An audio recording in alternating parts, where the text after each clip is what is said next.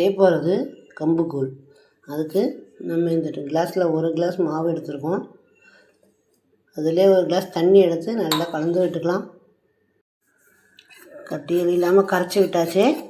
இப்போ நம்ம இதே கிளாஸ்லேயே 3.5 கிளாஸ் தண்ணி எடுத்து கிண்ணத்தில் சூடு பண்ணிக்கலாம்.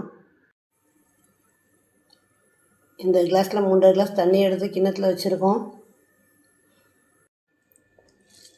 பழையது ஒரு 2 கை போட்டு நல்லா நம்ம கரைச்சி விட்டுக்கலாம். பழையது போட்டால் இன்னும் நம்ம உடம்புக்கு ரொம்ப குளிர்ச்சியாக இருக்கும்.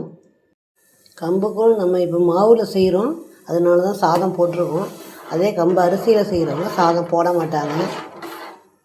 தண்ணி நல்லா கொதித்து வந்துட்டு அடுப்பை சிம்மில் வச்சுட்டு நம்ம மாவு ஊற்றிக்கலாம்.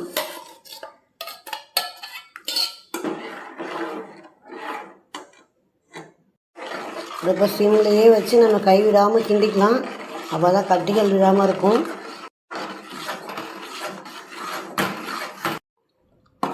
இந்த கன்சிஸ்டன்சி வரவும் நம்ம ஸ்டவ் ஆஃப் பண்ணி மூடி வச்சுக்கலாம். ஒரு 5 மணி நேரம் கழித்து நம்ம அதை கூழாக கரைச்சிக்கலாம். பாருங்கள் ஃப்ரெண்ட், 5 மணி நேரத்துக்கு மேலேயே ஆயிடுச்சு. எப்படி வந்திருக்கு பாருங்கள், அழகாக லட்டு மாதிரி.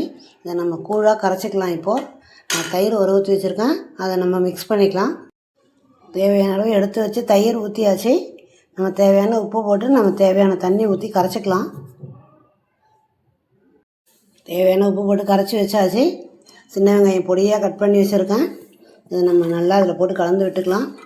அவ்வளோ டேஸ்ட்டாக இருக்கும். வெயில் நேரத்துக்கு குடித்தோம்னா செம்ம குளிர்ச்சியாக இருக்கும். ஹீட் பாடி உள்ளவங்க டெய்லியே குடிக்கலாம் செஞ்சு. அவ்வளோதான் ஃப்ரெண்ட், சுவையான கம்புக்கூழ் ரெடி ஆகிடுச்சு. நீங்களும் வாங்க, எப்படி இருக்குன்னு டேஸ்ட் பார்க்கலாம். அவ்வளோதான் ஃப்ரெண்ட், சுவையான கம்பங்கூழ் ரெடி ஆகிடுச்சு.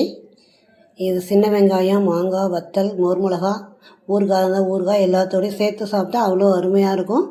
நீங்களும் இதை வீட்டில் செய்து பாருங்கள். ஃபஸ்ட் டைம் பார்க்குறோம், கமெண்ட் பண்ணுங்கள், சப்ஸ்கிரைப் பண்ணுங்கள். தேங்க்ஸ் ஃபார் வாட்சிங்.